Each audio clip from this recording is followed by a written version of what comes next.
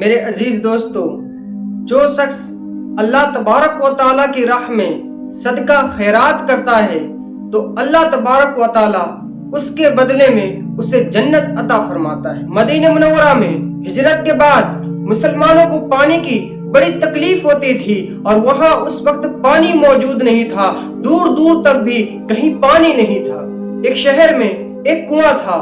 جسے عثمان بن عفان رضی اللہ تعالیٰ عنہ کے واقعے سے جانا جاتا ہے، جس کا نام بئر روما تھا۔ اس کا پانی میٹھا اور صاف تھا، لیکن وہ ایک یہودی کی ملکیت میں تھا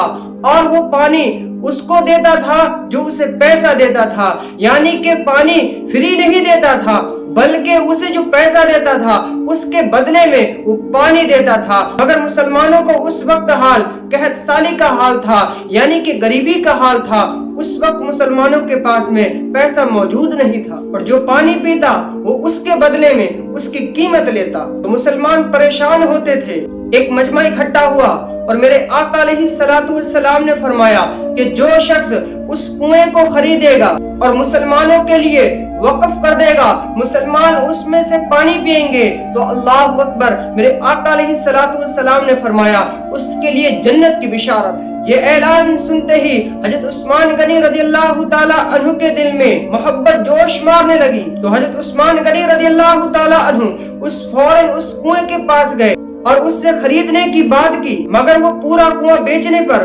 راضی نہ ہوا۔ تو حضرت عثمان غنی رضی اللہ تعالیٰ عنہ نے آدھا کنواں خرید لیا، یعنی کہ ایک دن حضرت عثمان غنی رضی اللہ تعالیٰ عنہ پانی بھرتے تھے اور ایک دن اس یہودی کے پاس رہتا تھا۔ جس دن حضرت عثمان غنی رضی اللہ تعالیٰ عنہ کی باری ہوتی تھی تو حضرت عثمان غنی رضی اللہ تعالیٰ عنہ اعلان کر دیتے تھے کہ آج سب کے لیے پانی مفت ہے، آج سب کے لیے پانی فری ہے، تو لوگ اگلے دن کے لیے بھی پانی بھر لیتے تھے، جس کی وجہ سے یہودی کے دن کوئی پانی خریدتا نہ تھا، کوئی پانی اس کنواں میں لینے نہیں جاتا تھا۔ یہودی جب اپنا نقصان دیکھ کر پریشان ہونے لگا اور سوچنے لگا کہ اب میں یہ سارا کنواں حضرت عثمان غنی رضی اللہ تعالیٰ عنہ کو فروخت کر دوں، تو حضرت عثمان غنی رضی اللہ تعالیٰ عنہ نے اس کنویں کو خرید لیا، اسے خرید کر ہمیشہ کے لیے مسلمانوں کے لیے وقف کر دیا، مسلمانوں کے لیے دے دیا۔ نہ کوئی قیمت لی، نہ کوئی شرط،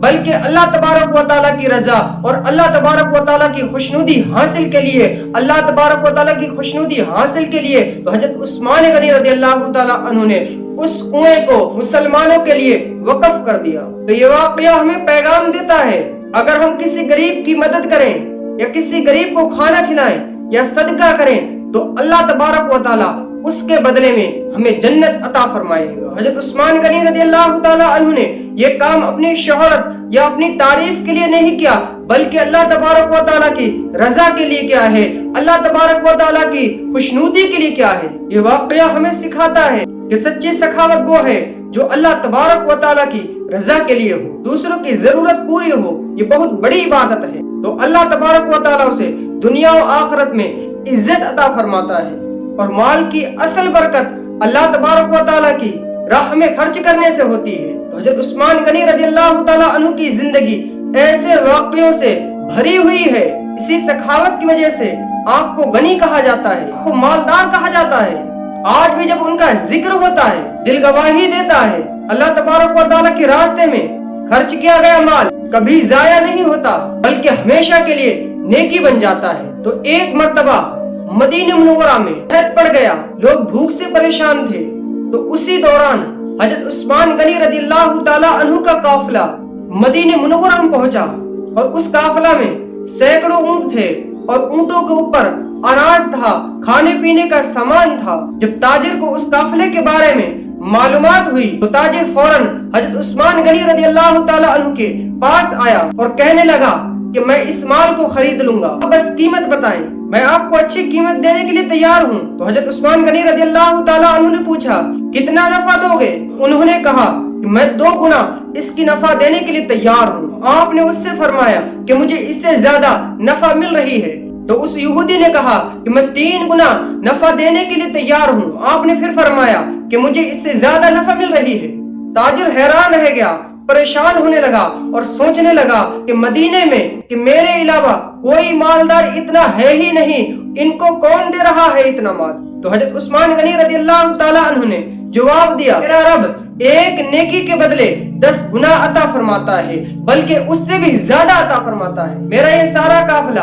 अल्लाह तबारक व तआला की रजा मदीने के गरीबों और मोहताजों के लिए मैं सदका करता हूँ। ये सुनकर लोग हैरान रह गए कि जिस माल से दुनिया का सबसे बड़ा मुनाफा हासिल कर सकते थे, हजरत उस्मान गनी रज़ी अल्लाह ताला अन्हु ने उस माल को अल्लाह तबारक व तआला की रजा पर कुर्बान कर दिया।